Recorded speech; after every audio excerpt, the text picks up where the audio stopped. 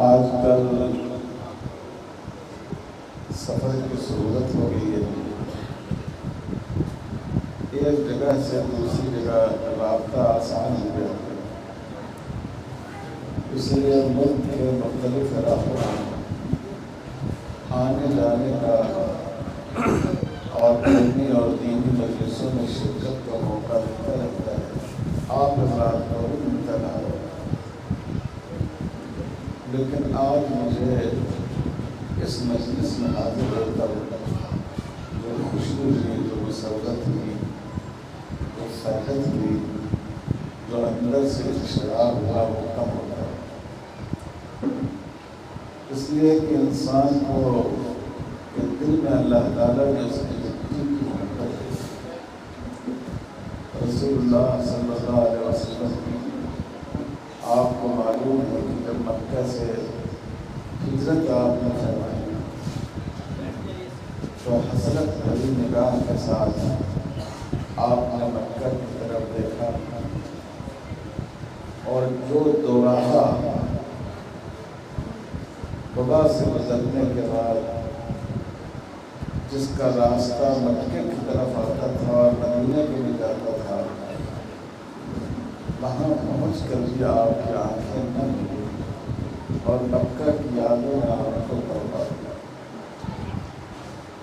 اور جب حضور صلی اللہ علیہ وسلم مدینہ منورہ پہنچے، ایسی محبت فرمائی اور ایسی ٹوٹ کے محبت فرمائی کہ راوی کہتے ہیں کہ جب حضور کی نظر مدینہ آتے ہوئے احد کی چوٹیوں پر پہنچی تو آپ کا چہرہ پھر اٹھتا، آپ کی سواری کی رفتار تیز ہو جاتی، آپ فرماتے میں اس پہاڑ سے محبت کرتا ہوں اور یہ پہاڑ مجھ سے محبت کرتا۔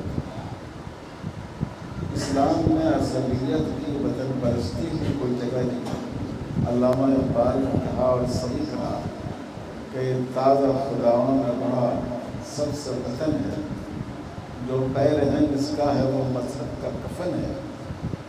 لیکن ایک فطری چیز اپنی جگہ سے، اپنی مٹی سے، جہاں اس کے آباء و اجداد آسودہ خواب ہو اور جس کی فضاؤں میں اس نے اپنا بچپن گزارا ہو، اس سے پیار کا ہونا، اس سے محبت کا ہونا، یہ ایک فطری چیز ہے۔ تو آج جب میں نے یہاں اس پروگرام کو سنا، اور یہ کوئی پٹنہ شہر نہیں ہے، دربھنگہ بھی نہیں ہے، مدھوبنی بھی نہیں ہے، ایک قصبہ ہے، تو مجھے بڑی مسرت کا احساس ہو رہا ہے۔ اللہ تعالیٰ اس کوشش کو اور آگے بڑھائے اور بارآور فرمائے۔ مجھے دو باتوں سے بڑی خوشی ہوئی۔ کئی دوستوں نے فرمایا اس میں کتنی ساری شخصیتیں ایسی ہیں کہ جن کے نام سے میں واقف ہوں، کم سے کم 50% شخصیتیں تو ایسی ہیں، بیشتر تو وہ ہیں کہ جن کے نام سے میں واقف تھا، بعضوں سے قرابت کا تعلق بھی ہے، لیکن ایک اچھی خاصی تعداد شخصیات بھی ہے جن سے میں بالکل ناواقف اور نابلد تھا۔ آج کے دن میں معلوم ہے ان میں بعض علمی شخصیتوں کا بھی ذکر کرا، اس سے اور زیادہ خوشی ہوئی۔ البتہ ایک بات میں کہہ دوں، ہمارے مولوی صاحب نے کہا کہ ہماری یہ تنظیم مسلک سے اوپر اٹھ کر سوچتی ہے، اس لیے ہم دوسرے مسلک کی شخصیت پر یہ مضمون پیش کرا رہے ہیں، اور مضمون نگار نے بھی کہا کہ اگرچہ ہمارا تعلق اس مسلک سے نہیں ہے، ایسی باتیں ہماری زبان پر نہیں آنی چاہیے۔ مسلک اصل نہیں ہے، دین اصل ہے۔ مسلک کیا؟ مسلک تو ایک ترجیحی چیز ہے۔ آدمی کی ایک رجحان، حضرت مولانا سالم صاحب رحمۃ اللہ علیہ فرماتے تھے کہ دین قابل تبلیغ ہے اور مسلک صرف قابل ترجیح ہے، تو کبھی اس کو اتنی زیادہ اہمیت نہیں دینی چاہیے۔ یہ بنیادی سوچ ہونی چاہیے ہماری، چاہے کوئی حنفی ہو، اہل حدیث ہو، شافعی ہو، دیوبندی ہو، بریلوی ہو، ایک مسلمان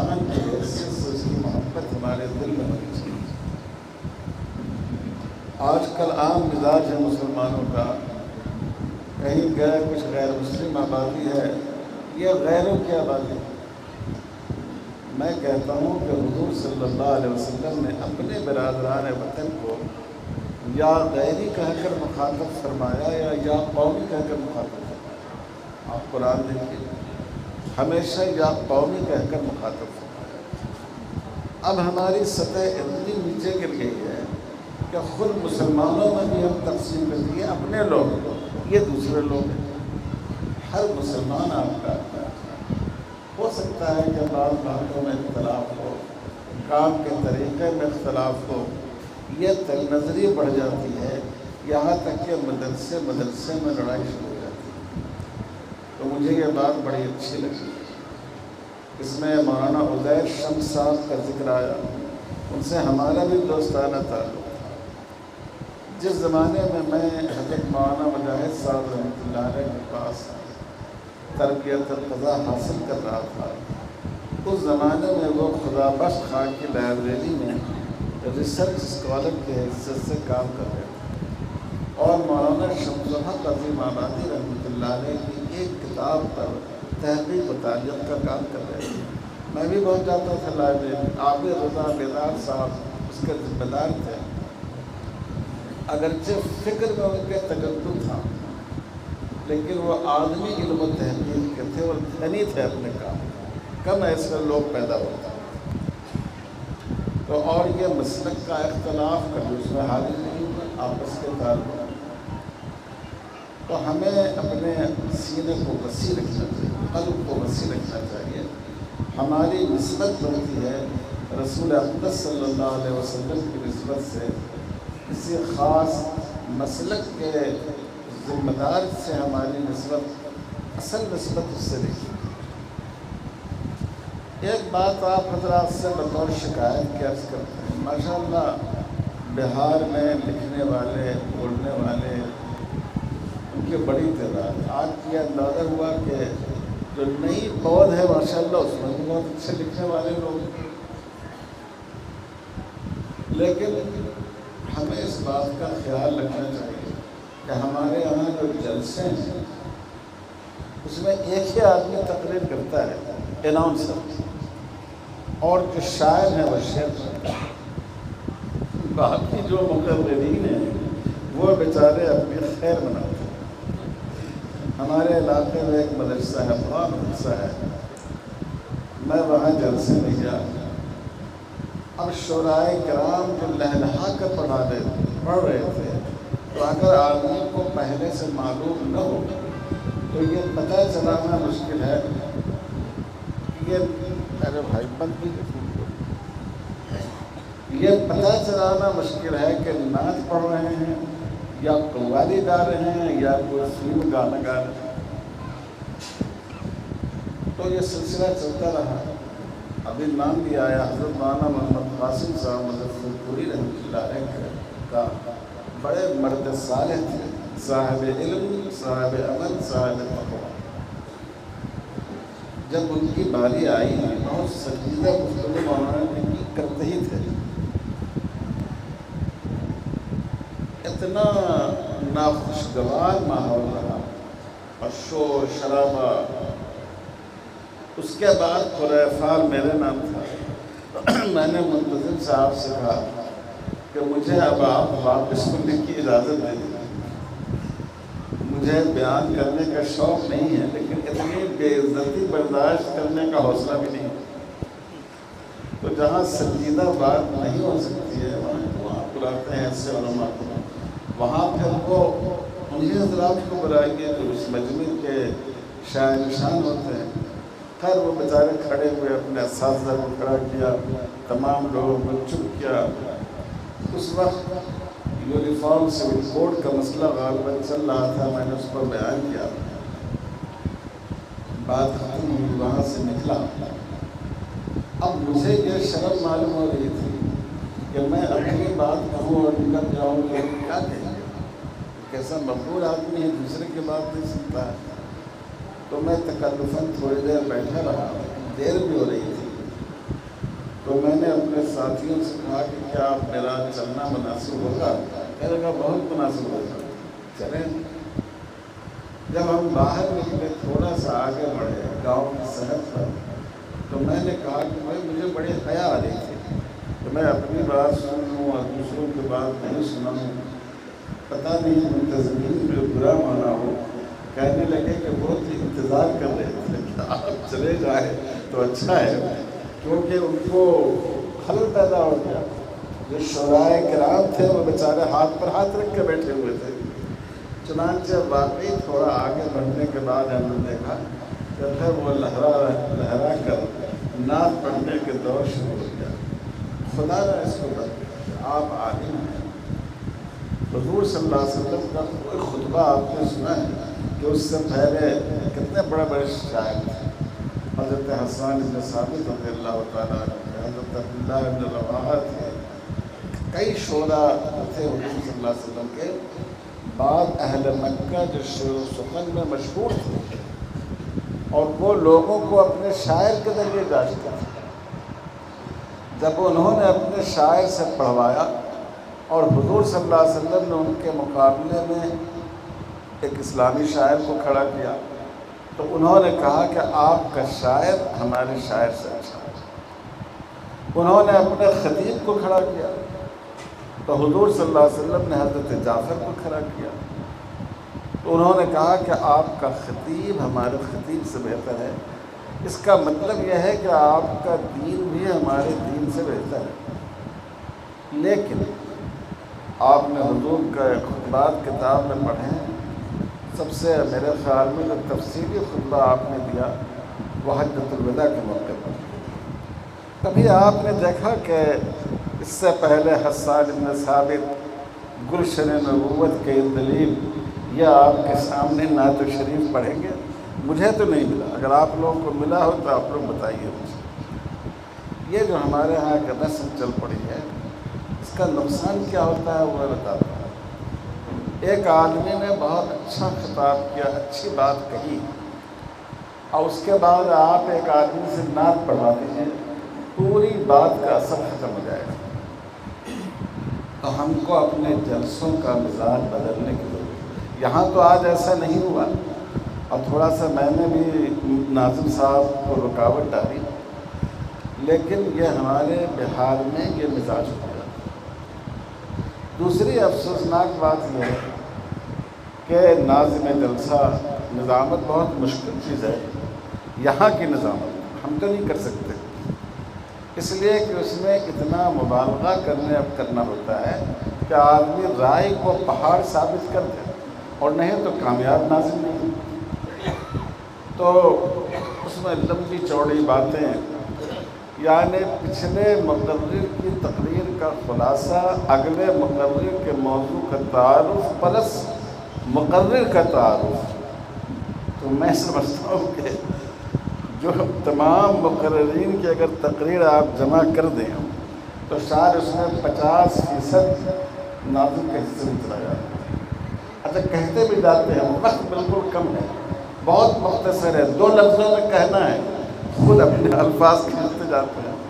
تو چونکہ یہاں سب علماء بیٹھے ہوئے، اس لیے میں کہہ رہا ہوں اس رویے کو بدلیے۔ دوسرے علاقوں میں اس کو اچھی نظر سے نہیں دیکھا جاتا۔ بہار کے بارے میں دوسری جگہ یہ تاثر ہے کہ وہاں جو جلسے ہیں ان میں کوئی معنویت نہیں ہوتی ہے، کوئی مقصدیت نہیں ہوتی۔ کہیں برا مانیں گے، یہ 2 ناظم میرے سامنے بیٹھے ہوئے ہیں، لیکن اس مزاج کو بدلنا چاہیے۔ ایک جملے میں آپ مقرر کا تعارف کرا دیجیے، اس کا عہدہ بتا دیجیے، اور اگر کوئی متعین موضوع آپ دے رہے ہیں، ایک جملے میں اس کا تعارف کرا دیں، کافی ہے۔ تو چونکہ یہ سب نوجوان علماء کی مجلس ہے، اس لیے میں نے یہ جسارت کی ہے، لیکن آج کی یہ مجلس واقعی بہت اچھی رہی، اور مجھے تو ذاتی طور پر بہت نفع ہوا۔ جن بزرگوں کا ذکر آیا اس میں حضرت مولانا صدر عالم صاحب رحمۃ اللہ علیہ بڑے قابل اور بہت ذہین و ذکی آدمی تھے۔ میں نے ان سے سرازی پڑھی، مریض بھی تھے، مشکل ہوتی تھی ان کو، لیکن اور مطالعہ کا بہت اعلیٰ ذوق رکھتے تھے، اور بتایا بھی لوگوں نے، وہ کسی کوتاہی کی پکڑ کرنے میں کسی کو خاطر میں نہیں لاتے تھے، چاہے مولانا منت اللہ صاحب ہوں. ہم لوگوں نے بچپن میں مولانا عبدالصمد رحمانی رحمۃ اللہ علیہ کو دیکھا، چاہے وہ ہوں چاہے مولانا مجاہد صاحب ہوں، وہ برابر اپنی بات قوت کے ساتھ اور احترام کے ساتھ رکھتے تھے، اور بہت سی دفعہ ان کی رائے مانی جاتی تھی. یہ ایسی شخصیتیں ہیں کہ جن پر تو مستقل ایک مجلس کی اور ایک سیمینار کی ضرورت ہے. یہاں مولانا شکیل صاحب موجود ہیں، میں ان سے کہتا ہوں کہ یہ تو اپنی جگہ درست ہے، لیکن ایسی شخصیتوں پر اس طرح کی ایک مستقل اور مکمل مجلس ہونی چاہیے. اس کا فائدہ یہ ہوتا ہے کہ ان کے حالات آسانی سے جمع ہو جائیں انشاءاللہ. یہ جو پروگرام ہوا اس وقت، اسی لیے ہم نے قرآن مجید کی آیت پڑھی. اس کا دو مقصد ہے. ایک مقصد ہے اعتراف. حدیث میں آپ نے پڑھا ہے، ایک مستقل باب ہے کتاب المناقب. حضور صلی اللہ علیہ وسلم نے جن کے لیے تعریفی کلمات ارشاد فرمائے ان کو بیان کیا، اس میں ان روایتوں کو ذکر کیا جاتا ہے. عربوں کا خیال یہ تھا کہ جب کسی آدمی کی تعریف کی جاتی ہے تو اس کے حاسدین کے دل میں سوراخ ہو جاتا ہے، تو اسی مناسبت سے وہ تعریف کو منقبت کہتے ہیں.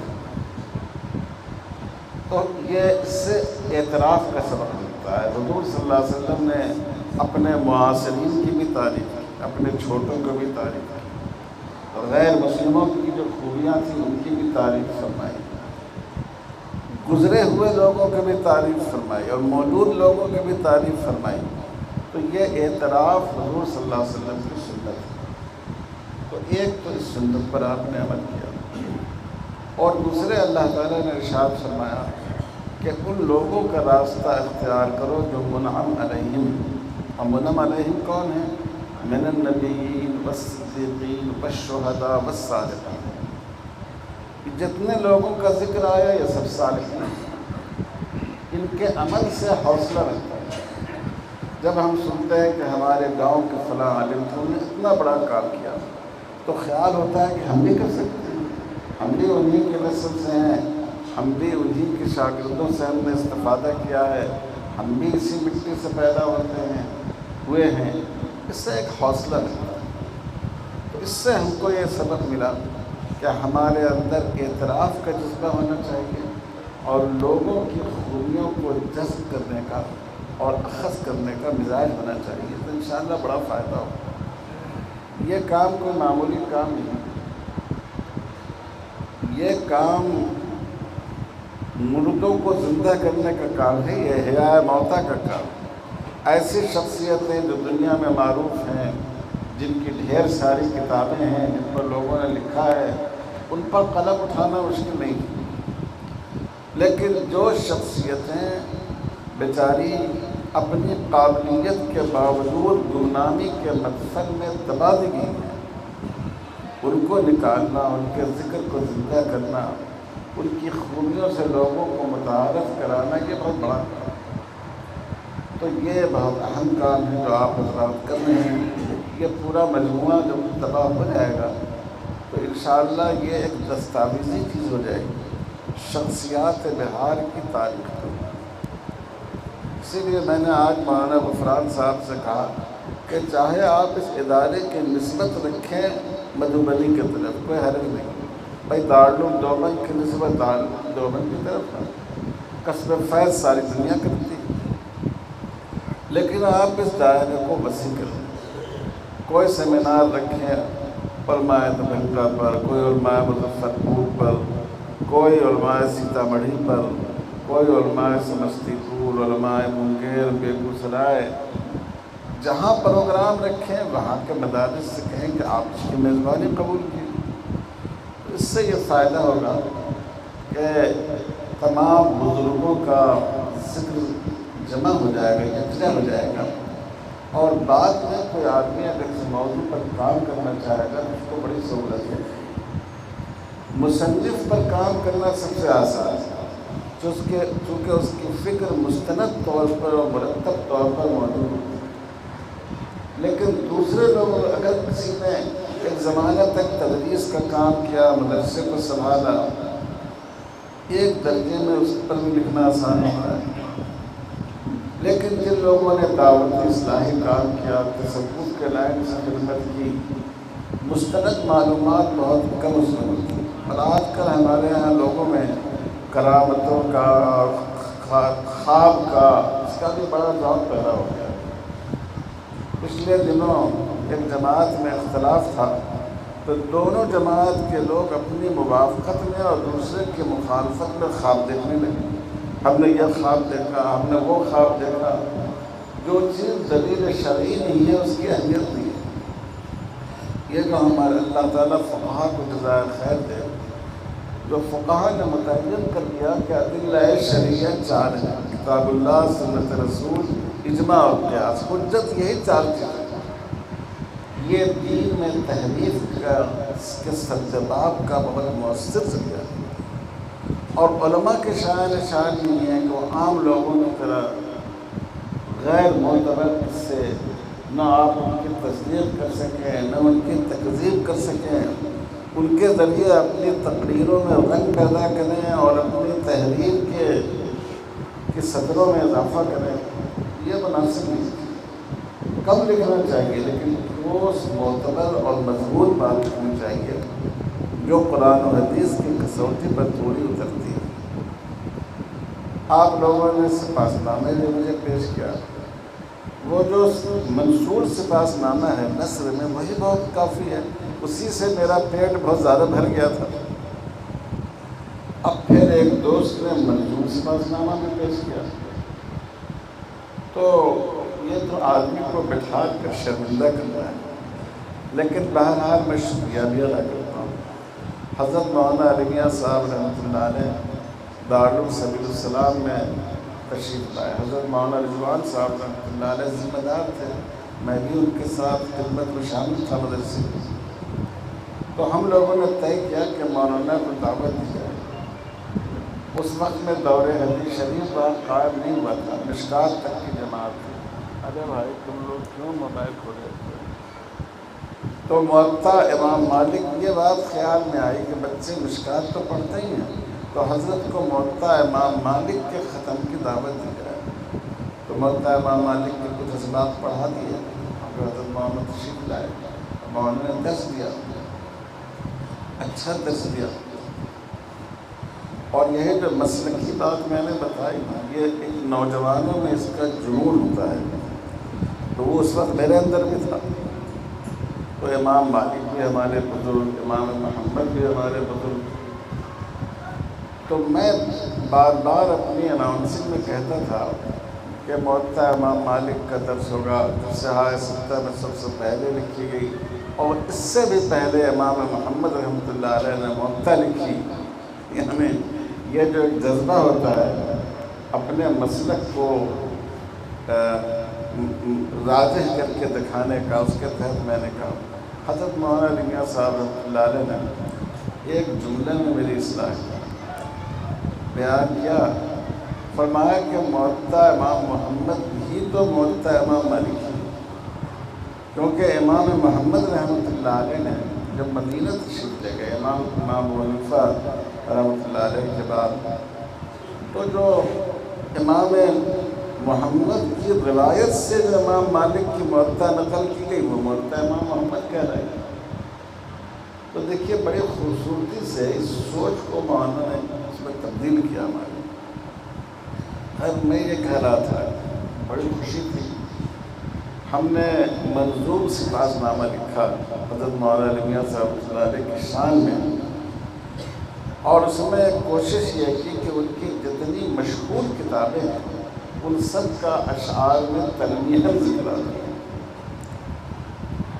تو میں نے مولانا کو سنا، وہ پیش کیا گیا، مولانا بہت خوش ہوئے، لیکن یہ فرمایا اس پاس نامہ لیتے ہوئے کہ اگر یہ میرے بارے میں نہیں ہوتا تو میں آپ کو بہت داد دیتا، کیونکہ آپ نے بڑی خوبصورتی سے اس میں تمام کتابوں کے نام شامل کر دیے ہیں، تو جن دوستوں نے سپاس نامے لکھے ہیں، ہمارے شیخ حضرت مولانا علی میاں صاحب رحمۃ اللہ علیہ کا یہ جملہ میں ان کی طرف پیش کرتا ہوں کہ اگر یہ میرے بارے میں نہیں ہوتا تو جس خوبصورتی کے ساتھ اشعار کہے گئے اور جتنے خوبصورت جملے اس میں استعمال کیے گئے ہیں، یہ میں بھی واقعی اس کو بہت مستحق کردار سمجھتا ہوں زبان و بیان اور تعبیر و لسان کے اعتبار سے۔ بہرحال مجھے بڑی خوشی ہے، میں یہاں پر نوجوان علماء ہیں، میں آپ سے درخواست کرتا ہوں، یہ بہت اہم کام ہے، لیکن اصل ذمہ داری ہم لوگوں کی دین کا دفاع ہے، دین کی حفاظت ہے۔ آج جو نئی نسل ہے ہماری، اس میں شکوک و شبہات، الحاد، دہریت پیدا ہوتی جا رہی ہے۔ دیکھیے، الحاد کے لیے یہ ضروری نہیں ہے کہ کوئی خدا کا انکار کرتا ہے۔ اگر کوئی کہے کہ خدا ہے لیکن خدا کا، اللہ تعالیٰ کا بھیجا ہوا فلاں قانون صحیح نہیں ہے، یہ بھی الحاد ہے۔ آپ جانتے ہیں کہ کوئی بھی حکم، کوئی بھی عمل جو یقینی طور پر قرآن و حدیث سے ثابت ہو، اس کا انکار بھی ویسے ہی کفر ہے جیسے کلمہ شہادتین کا انکار کفر ہے۔ آج جو بچے ہمارے اسکولوں اور کالجوں میں پڑھ رہے ہیں، آپ ان کے ذہن کو بریز کر دیجیے، ان کا دین اسلام کے بارے میں، قانون شریعت کے بارے میں بہت بے اطمینانی کا شکار ہے۔ میں کئی جگہ اس کا تجربہ کرتا رہتا ہوں۔ پہلے لڑکیوں میں تعلیم کرتی تھی، اب ماشاءاللہ ہماری بچیاں تعلیم حاصل کر رہی ہیں، وہ اس کے بارے میں بے اطمینانی کا شکار ہے۔ آپ کو معلوم ہے 3 طلاق والے موقع پر مسلم مسلم بورڈ نے ایک دستخطی مہم چلائی تھی، بہت کامیاب ہوئی۔ 3 کروڑ سے زیادہ تو خواتین نے دستخط کیے، مردوں کا دستخط لے کر 5 کروڑ سے زیادہ تھا۔ لیکن جو دوسری بات ہے وہ یہ ہے کہ جو لوگ دستخط کروانے گئے، اس میں بہت سے لوگوں نے آ کر کہا کہ حضرت دستخط تو کر دیا لوگوں نے، لیکن خواتین کہتی ہیں کہ یہ ہے ہمارے ساتھ ظلم۔ اسلام نے جو مرد کو طلاق کی حق دیا، ہم کو نہیں دیا، اور اسلام نے ایک طرفہ طور پر مرد کو 1 سے زیادہ نکاح کی اجازت دی، یہ ہم لوگوں کے ساتھ ناانصافی ہے۔ آپ سوچئے کہ اگر دین کے کسی حکم کو آدمی ظلم قرار دے اور قرآن و حدیث کے کسی ہدایت کو آدمی انصاف کے خلاف مانے، اس کا ایمان قائم رہے گا؟ میں آپ نوجوان علماء سے درخواست کرتا ہوں، گزارش کرتا ہوں، کیونکہ میں ملک بھر میں جاتا ہوں، عصری تعلیمی اداروں میں بھی جاتا ہوں، اور بہت سی دفعہ ہم لوگوں کا رابطہ پڑھی لکھی خواتین سے ہوتا ہے، وکیلوں سے ہوتا ہے، تو قدم قدم پر یہ بات محسوس ہوتی ہے کہ ہم نے اپنی تیاری زیادہ دیوبندی، بریلوی، فلاں میں رکھی، اور جو اصل مسئلہ تھا، دفاع مسلک اصل نہیں ہے، دفاع دین اصل ہے، اس کی طرف سے ہماری توجہ ہو گئی۔ تو اس کا نتیجہ یہ ہے کہ ہم لوگوں کو مطمئن نہیں کر پاتے ہیں۔ ماشاءاللہ اس میں بہت نوجوان علماء ہیں اور جدید تعلیم یافتہ نوجوان بھی ہوں گے۔ آپ لوگ اس جہت میں کوشش کریں، اپنے مطالعے کی قوت کو بڑھائیں، آپ کے ہم عمر، آپ کے قریب العمر، آپ سے کچھ زیادہ عمر کے جو نوجوان اور جوان عصری تعلیمی اداروں میں ہیں، آپ ان سے رابطہ قائم کریں، ان کے اندر ایمان کی پختگی اور استقامت پیدا ہے۔ اس وقت اس ملک میں ہم پر 2 طرف سے الغار ہے، ایک یہ الغار مغرب کی طرف سے جو ہماری نسلوں کو الحاد کی طرف لے جانا چاہتے ہیں، دوسری یہ الغار ہندوتوا کی طرف سے جو ہماری نسلوں کو شرک کی طرف سے لے جانا چاہتے ہیں۔ ان دونوں حملوں کا مقابلہ اور ان دونوں فتنوں سے بچانا یہ ہم سب کی ذمہ داری ہے۔ اللہ تعالی ہم لوگوں کو توفیق عطا فرمائیں۔ میں مولانا غفران صادق صاحب کا، مولانا مظفر صاحب کا اور ان عزیزوں کے رفقا کا بہت بہت شکر گزار ہوں، بہت بہترین اور خوبصورت سلسلہ آپ نے شروع کیا۔ آج کل ہمارے یہاں سوشل میڈیا پر تنقید کا جوار بھاٹا اٹھا ہوا ہے، کیونکہ اس میں کچھ کرنا ورنا نہیں پڑتا ہے۔ اگر آپ اخبار میں لکھیں گے تو اخبار والا آپ کی تحریر آسانی سے نہیں چھاپے گا، تو اس میں اپنی بات کہنے کے لیے کسی معیار کی ضرورت نہیں، تو جو جی میں آیا لکھتے جا رہے ہیں۔ آپ ایسی چیزوں میں اپنا ذہن سمجھیں جن شخصیتوں سے لوگ واقف نہیں ہیں، ان پر قلم اٹھائیے۔ جو سماج میں ہماری برائیاں ان پر قلم اٹھائیے۔ ہمارے سماج میں جیسا ہمارے بعض دوستوں نے کہا، جو دانشوران ہیں، قوم کے خادمین ہیں، ان کا تعارف کرائیے۔ ہماری نسل میں، نوجوان نسل میں جو الحاد اور تبدیلی آ رہی ہے، اس کا علاج کرنے کی کوشش کیجیے، تو ہماری صلاحیت صحیح سمت سے استعمال ہوگی۔ میں نے بولتے بولتے جلسے کے عام مروج طریقے پر اور جلسے کی نظامت پر بھی کچھ کہہ دیا ہے۔ میں اس جلسے کے ذمہ داروں سے بھی اور منظمہ سے بھی دست بستہ افام ہوں کہ آپ برا نہ مانیں، آپ کی دل آزاری مقصود نہیں تھی، لیکن جب بھی میں بہار میں آتا ہوں، اس کیفیت کو دیکھتا ہوں، بڑا افسوس ہوتا ہے، بڑا قلق ہوتا ہے۔ جن صوبوں میں آپ دیوبند میں جائیں گے، آپ کو یہ ماحول نہیں ملے گا۔ آپ گجرات میں جائیں گے، آپ ممبئی میں جائیں گے، یہ ماحول نہیں ملے گا۔ تو ہم کو اپنی ہر چیز کو صحیح رخ پر ڈالنا چاہیے۔ حضور صلی اللہ علیہ وسلم نے فرمایا کہ اللہ تعالیٰ اس عمل کو پسند فرماتے ہیں کہ اذا عمل شیئا اتقنہ، کہ آدمی جس کام کو کرے اتقان کے ساتھ۔ اور اتقان یہ ہے کہ آپ جب جلسہ کریں تو آواز کو سے متاثر کرنے کی کوشش نہ کریں، مضمون سے متاثر کرنے کی کوشش کریں۔ بچوں میں ہوتا ہے نا تقریری مقابلہ، تو ہمارے یہاں اس کا دوسرا انداز ہے، ماحول میں ڈیبیٹ لگتے ہیں بچے، بعض بہت زور سے بولتے ہیں، بعض سنجیدگی سے بولتے ہیں۔ تو میں کہتا ہوں کہ اصل میں ہمارے یہاں لوگ اپنے دلائل کی کمی کو الفاظ سے پورا کرنے کی کوشش کرتے ہیں، آواز سے پورا کرنے کی کوشش کرتے ہیں، تو یہ نہیں ہونا چاہیے۔